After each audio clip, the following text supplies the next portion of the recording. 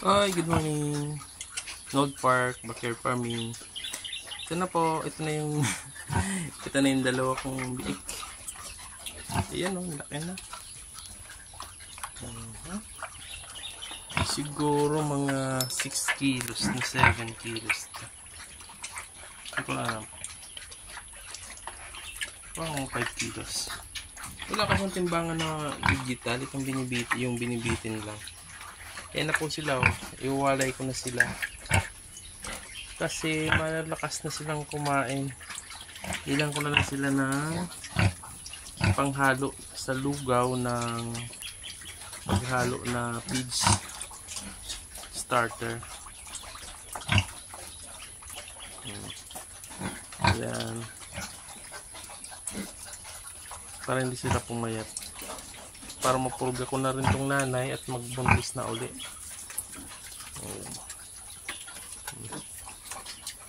Ayan. Ang laki na.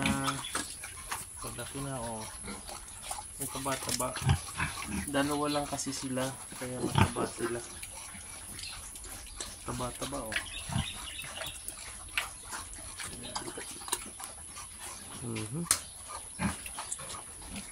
Gusto lang kumain. Ang dalawa lang.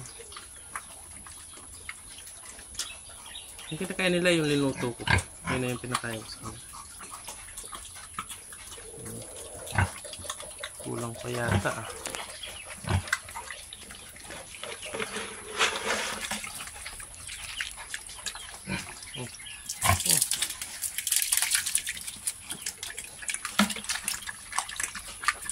May nilalagyan ko puli.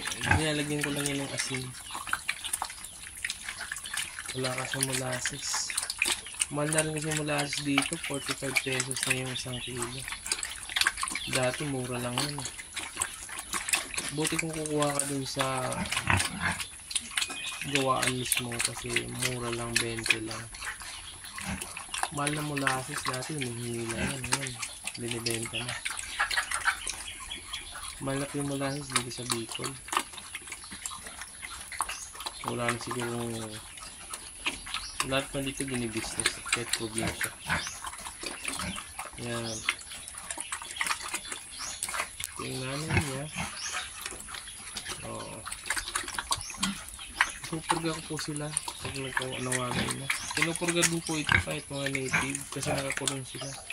Kasi para mawala rin yung mga parasite sa katawan nila. Tapos sabak na ito sa kanila.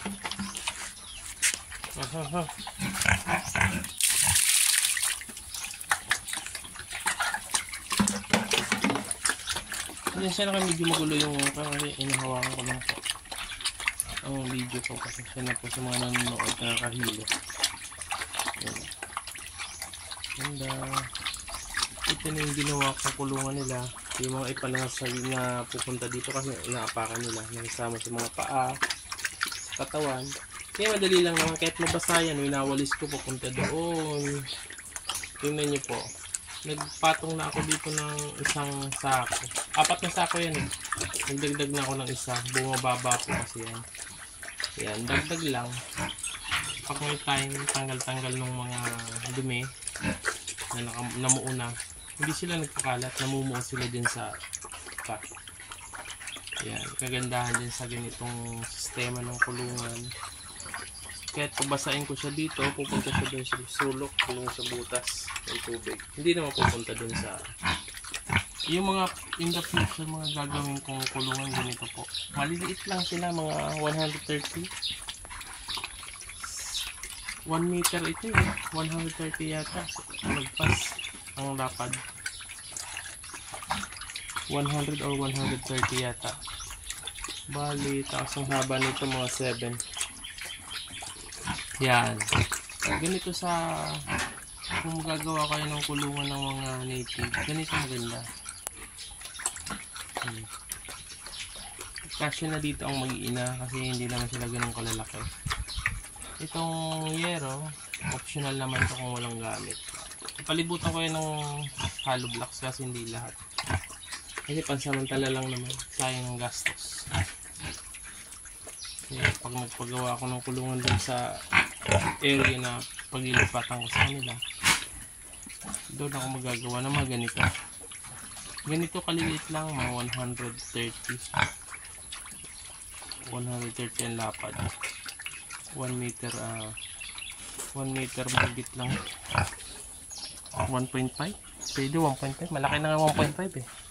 Ito yung nito kung ito naman yung babae kong inahin. Pinasampahan ko uli ito eh. Naglandi na yung nanganak na to. Sabay sana niyang nandiyan sa kabila. Kaso nga hindi siya marunong. Baka pag hindi ko nabuntis, palitsin ko to. Ito pag hindi na naglandi, buntis na rin to. Ito.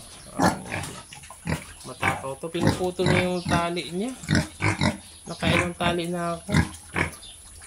Yung nilagay ko dati, hindi kasi nakalaylay. Ay nakalaylay lang. Kinakagat niya pa rin. Kahit may pa. Ito linagyan ko. Binitin ko. Nakabitin siya. Para nakabitin yung tali niya. Para hindi niya mangat-ngat. Instead na siya. Ganyan. Ginangat niya eh. Kaya linalagyan ko ng ganyan. Maiksing nga lang na ilagay ito. Pero nakabitin na siya. Yan dati kasi nakakuha sa laylay. Nakakagat niya pa rin. Ayan, hindi niya makagat kasi once na kinagat niya, bababa yung bakal. Haharang yung bakal. Sumalat yung paa niya. Buntis na rin ito. Sana magbuntis na rin. Ubat na.